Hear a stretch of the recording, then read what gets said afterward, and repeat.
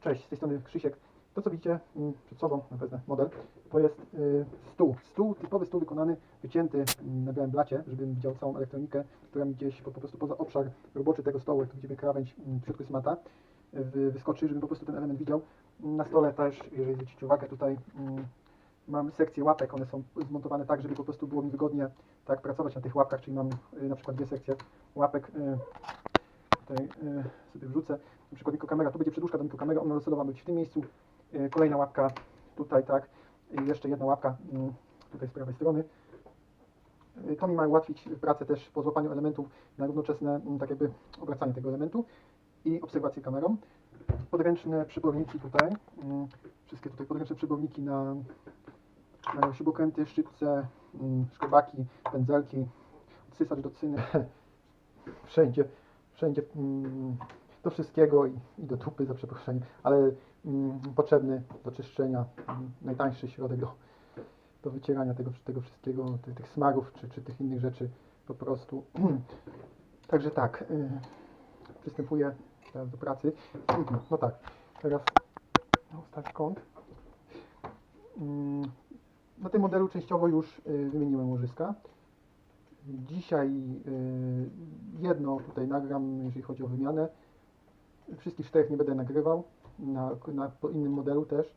No bo po prostu to nie ma sensu, to tylko chciałbym pokazać, jak powinno się wymienić takie łożysko. Zademonstruję mniej więcej same łożyska, po prostu pracę, to będziecie w stanie usłyszeć. Jeżeli chodzi o łożyska, tutaj fabryczne, te silniki posiadają NSK łożyska fabryczne, znaczy posiadały, bo już częściowo wymieniono na EZO, wymieniłem na EZO. Łożyska EZO, no jest znacząca różnica, to się da usłyszeć po prostu po pracy silnika.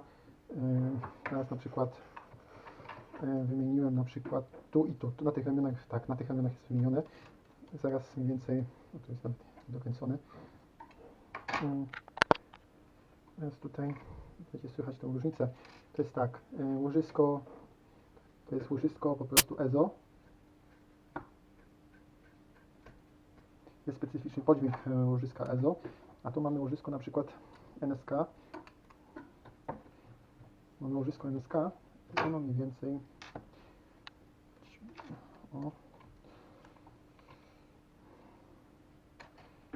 pracuje tak.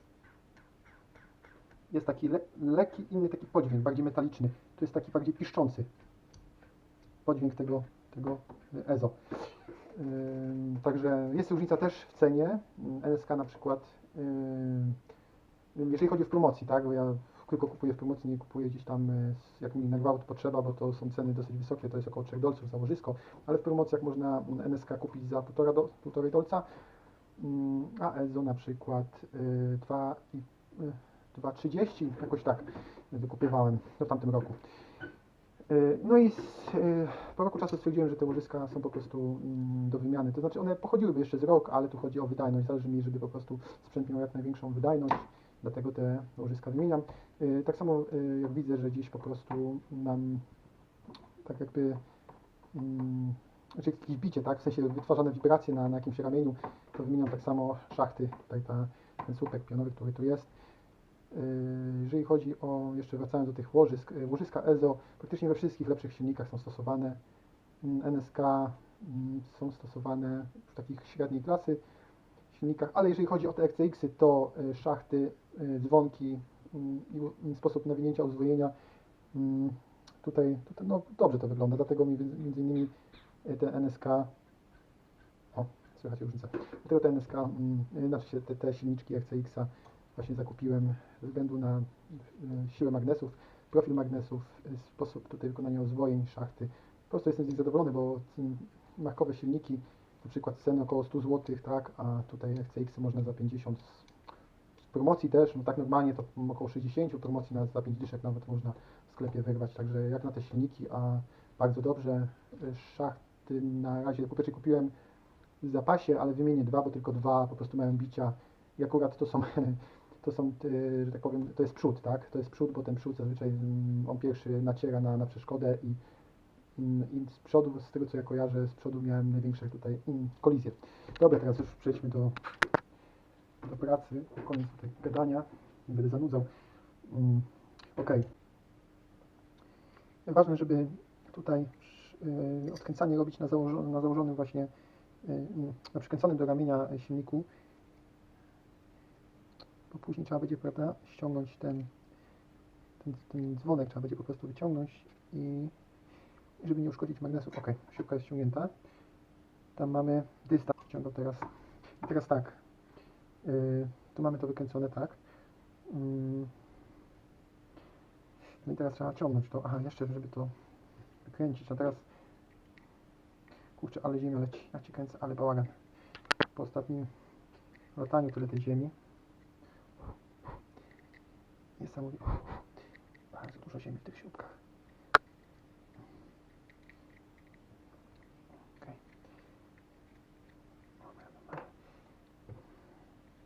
Tak, całkiem trzeba wkręcić. Sunąć osłonę. Tak, bo to składane osłonki. Żeby po prostu ten cały syf nie walił. O, tuż to teraz wyleciał. Żeby nie walił mi do silnika. Odłożę na bok. Teraz tak, to jest silniczek. Można trochę wytrzepać. I z powrotem trzeba po prostu wkręcić. Ale wkręcić lekko, po prostu lekko, z wyczuciem.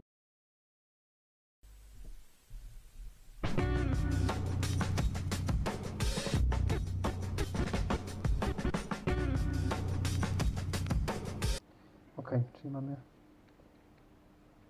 cyk. Jest skręcone i jest luźne, dobra. No i teraz trzeba po prostu złapać solidnie i ciągnąć. Ciągnąć dosyć mocno trzeba, bo te magnesy mimo wszystko to nie są jakieś, jak mówiłem, to jest średnia klasa silnika, czyli te magnesy są dobre. Także ciągnę. O, i równo, żeby nie uszkodzić też magnesów. No.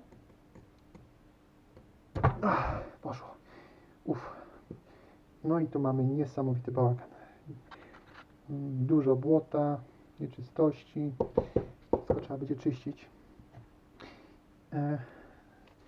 Wezmę pędzelek.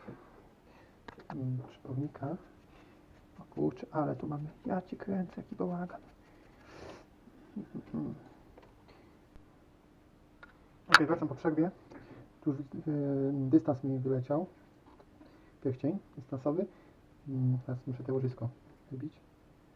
Czyli tak, tu mamy, ono tu nie siedzi. Czuję je. Pyk. No, skoczyło, dobra.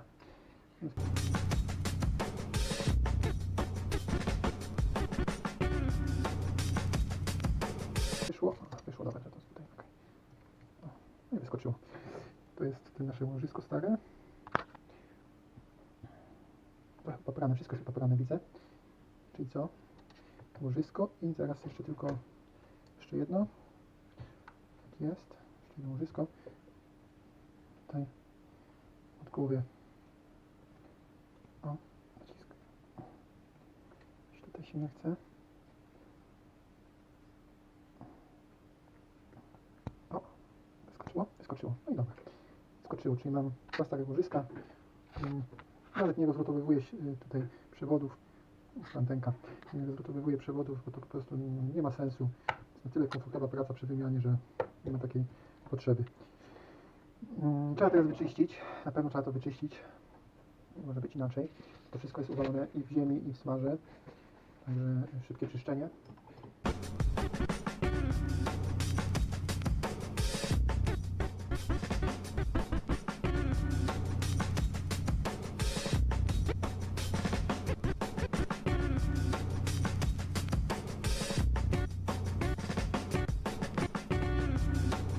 Brud. Sporo brudu, środek, no, już zaczyna ładnie świecić. To mi się podoba. Jeszcze raz. Tutaj boki. To jest tego łożyska na bok.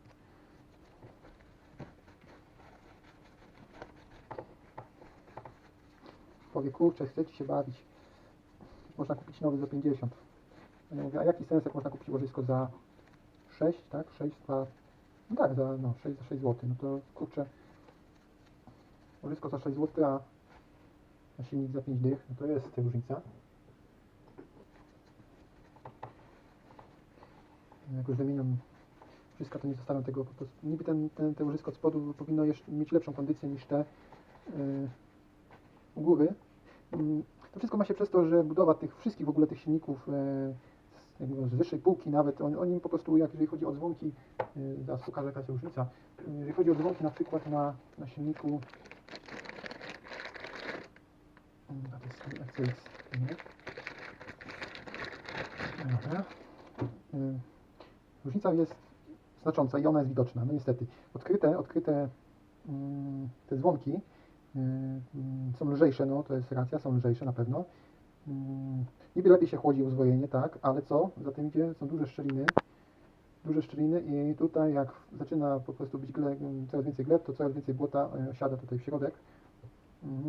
To środeczek i wtedy się zaczyna tutaj robić syfy na łożysku, coraz więcej, także jakbym nawet chciał czyścić to tym pędzelkiem, na przykład po każdym lataniu, to na pewno część tych nieczystości bym po prostu włosiem wprowadzał do tego łożyska przez te mikroszczeliny.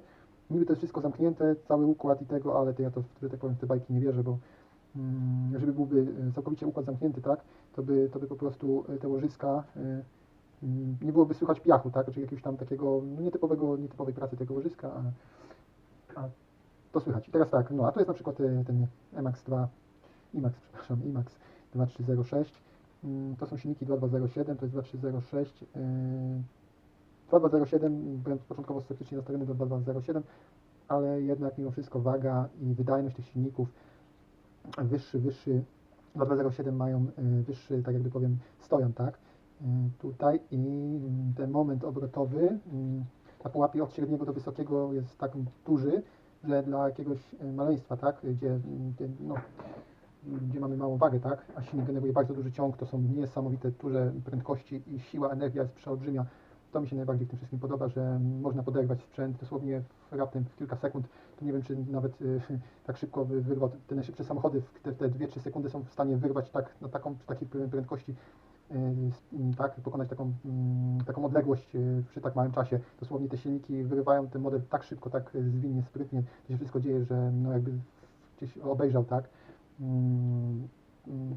te relacje z tych wyścigów, na przykład na tych silnikach 2207, które są z wyższej półki, to jest to aż wręcz coś niesamowitego, jaka to potrafi być siła i przy stosunkowo niewielkiej wadze, jakie to jest po prostu szybkie.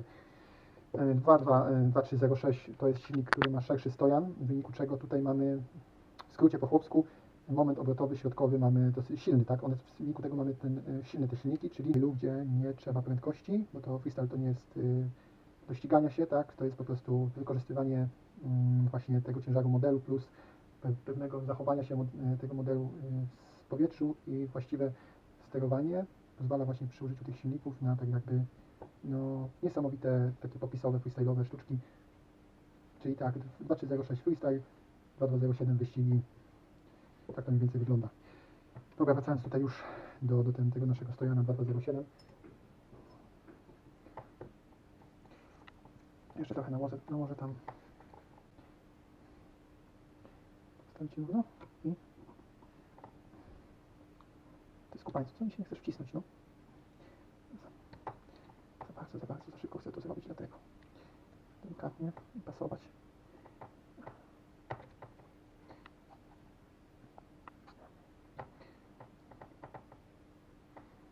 Skręcone jest dlatego. O, super. Skoczyło. Wszystko mi skoczyło.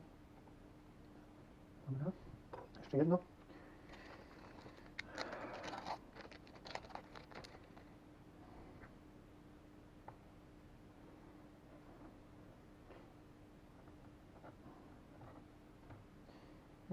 Już? No nie wierzę, tak szybko by? A nie, dobra. Okej. Teraz dopiero? Tak, teraz się wcisnęło. Super. Okej. No i dobra. Czyszczę jeszcze tutaj dzwonek. Model na razie na bok. Czyszczę ten dzwonek. To jest ten papier do wszystkiego i do dupy. Dobra.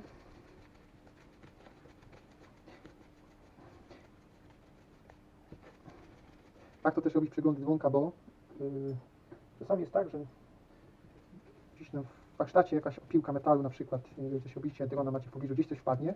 Ja tak miałem na przykład, kawałek drocika od, co ja wtedy robiłem, na kondensatorze pasowałem. Jeden z tych drocików tak ładnie tutaj siedział w środeczku. Rysował, nie dość, że rysował magnesy, to powodował przy jakimś tam ustawieniu się zaporowym, powodował po prostu złą pracę silnika. No i w wyniku tego tak, lecisz sobie na jakiejś tam wysokości, broń Boże, dobrze, że z daleka od ludzi i od samochodów, a tu nagle jeden silnik się zatrzymuje. No i co się dzieje? Albo po prostu traci moc, a to nie jest samolot i zaczyna się wtedy dziać niedobrze. W komplecie do tego szachtu otrzymujemy nowe dystanse, także dwa. Także ja zawsze wymieniam sobie ten dystans. Jeden zostaje na jakby przy wymianie tak na następnej parę łożysk, bo do łożysk nie dostajemy dystansu, tylko dostajemy do szachtu ten dystans. Tu jeszcze sobie sprawdzę, czy czysto.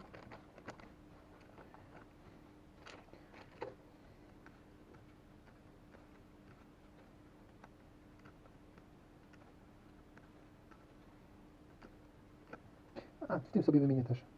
Tak, prezentacyjnie. W tym silniku też sobie wymienię. Szach mam na tyle, że wymienię sobie. Nie będę wykazywał jakiegoś tam bicia, ale po przerwie... Aha, jeszcze wcześniej, żeby wymienić, trzeba poluzować te śrubki. Gdzie jest ten mój śrubokręt? To jest tak. Tu był i się zbiera. Tu jest spakowany, dobra. Okay. Trzeba poluzować te śruby trzymające. Dwie sztuki są. Szacht. One są dobrze przykręcone. O, dobra. Całkiem wykręcone do takich konieczności.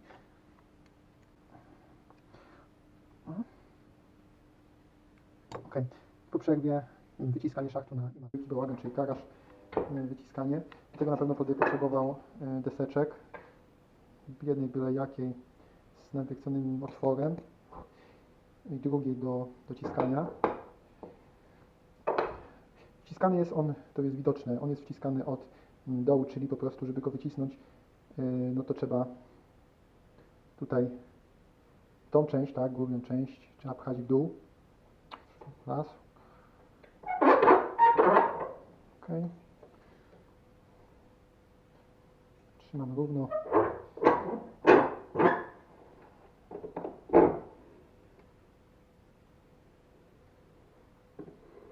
No i ładnie wychodzi.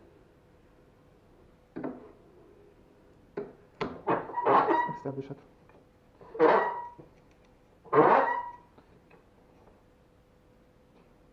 Wyszedł. O.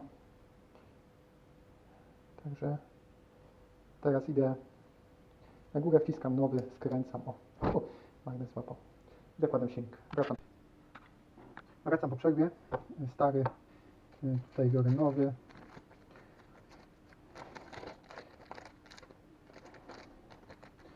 Nowy wchodzi idealnie. O kurczę, z magnesami. Czy teraz tak, muszę go ładnie włożyć, bo on mi tutaj opiera. Jeśli mi się opiera.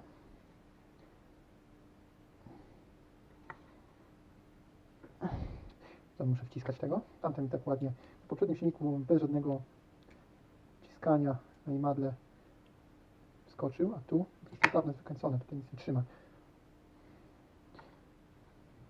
Wyciągnę go. Cholera. Z magnesem, no. A to dowcipny ten magnesior. Łapie niesamowicie. Szybko.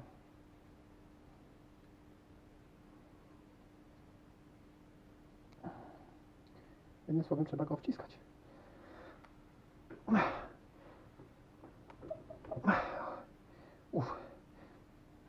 Poszło.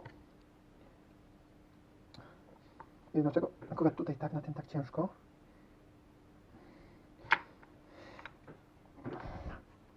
Obeszło się bez imadła.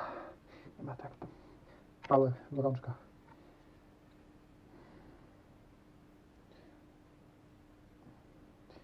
Skręcę.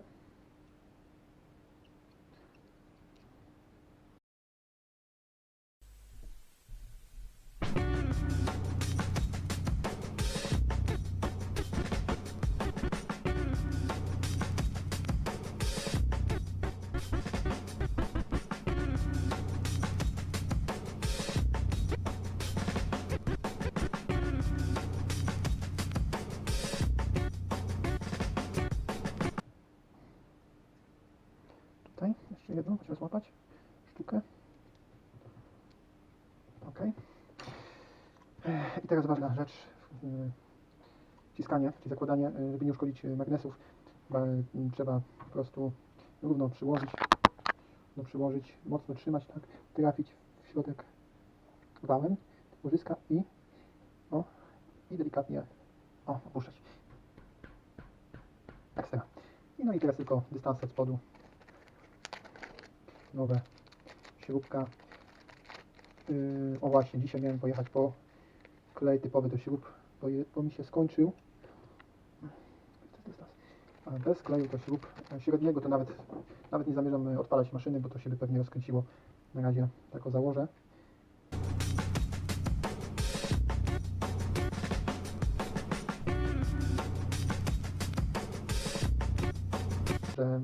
Nałożyć, żeby nie zruszyć tego podkładki dystansowej, pierścienia dystansowego i jeszcze wcześniej muszę na śrubkę nanieść klej obowiązkowo. Tak to mniej więcej wygląda. Tak to się mniej więcej robi. Dużo gadania, tak naprawdę roboty niewiele. Więcej już jest przy pracy przy SMD i przy przygotowywaniu, naprawianiu elektroniki, jeżeli chodzi o sprawy mechaniczne. Sama przyjemność. Chwilę roboty, trochę bólu i po kłopocie. Także dziękuję za uwagę. Trzymajcie się. Cześć.